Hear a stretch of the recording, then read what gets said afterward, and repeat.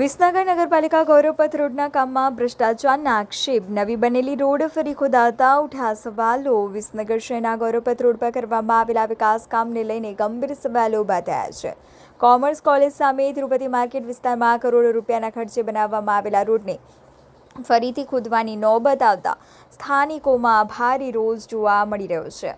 સ્થાનિકોના જણાવ્યા મુજબ રોડનું કામ પૂર્ણ થયા બાદ હવે વરસાદી પાણીના નિકાલ માટેની પાઇપલાઇન નાખવા માટે રોડ ફરી ખોદવામાં આવી રહ્યો છે.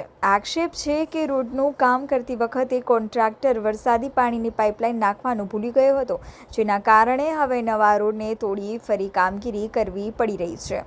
પ્રજાના વેરાના કરોડો રૂપિયા ખર્ચાયા હોવા છતાં આયોજનના અભાવે ફરીથી રોડ ખોદવાની ફરજ પડતા કામની ગુણવત્તા અને જવાબદારી અંગે અનેક પ્રશ્નો ઊભા થયા છે. સ્થાનિકોએ સમગ્ર મામલે નિષ્પક્ષ તપાસ કરીને જવાબદાર અધિકારીઓ અને કોન્ટ્રાક્ટર સામે યોગ્ય કાર્યવાહી કરવાની માંગ કરી છે. શું નામ આપનું? મારું નામ હિરેન પટેલ, પૂર્વ કોર્પોરેટર વિસનગર નગરપાલિકા, વોર્ડ નંબર 9.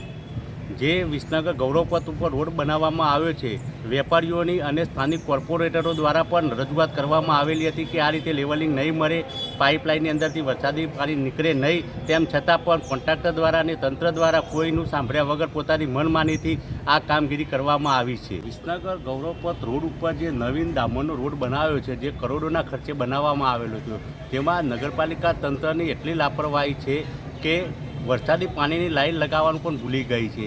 અત્યારે નવીન બનાવેલો રોડ ઠેર ઠેર કોઈ લેવલિંગ વગરના રોડનું કામકાજ કરવામાં આવ્યું છે. કેવળ ભ્રષ્ટાચાર થયેલું આ પ્રાથમિક નજરે દેખાઈ આવે છે. જે આ રોડ બાબતે સીએમ કોલેજની સામે જે રોડ બનાવવામાં આવ્યો હતો, એની અંદર વરસાદી પાણી લાઈન નાખવાનું નગરપાલિકા અને કોન્ટ્રાક્ટર દ્વારા ભૂલી ગયા હોય અને હાલ રોડ ગોદીને અને લાઈન નાખવાનું કામગીરી કરવામાં આવેલી છે. જે વિસનગરના વેપારીઓ દ્વારા વારંવાર રજૂઆતો કરવામાં આવી હતી કે આ રોડ અને લેવલ નથી, વરસાદી લાઈનનું લેવલ નહીં જળવાય. તેમ છતાં પણ નગરપાલિકાના ઉચ્ચ અધિકારીઓને તંત્ર બિલકુલ લાપરવાહી થઈ અને રોડ કોન્ટ્રાક્ટરને ભ્રષ્ટાચાર કરવાની છાવરવાની છૂટ આપી હોય તેવું જણાઈ આવે છે.